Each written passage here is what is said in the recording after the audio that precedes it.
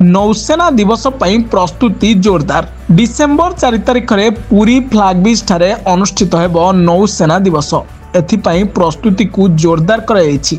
एही कार्यक्रम रे महामहिम राष्ट्रपति योगदान थिबारु समस्त कार्य जेपरि श्रृंखलित भाव में संपूर्ण हेबो सेथिपाई समस्त विभाग उत्तरदायी भाव में कार्य करने को पूर्त विभाग प्रमुख सचिव VV यादव निर्देश दैछन्ते। आज पूर्वाह्न सर्किट हाउस ठारे नौसेना दिवस पालन निमित्त एक समीक्षा बैठक अनुष्ठित होता।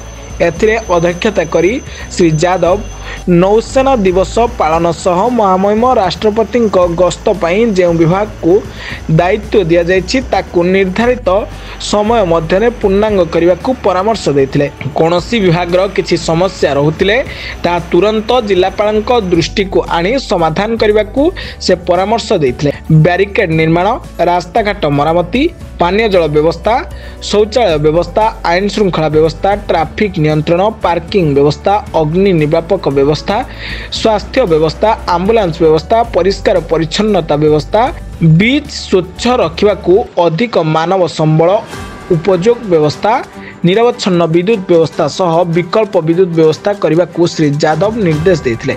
सेपरि पार्किंग स्थल मानकरे आस्का लाइट व्यवस्था करने को अग्निशम विभाग को निर्देश दिया जायतिला।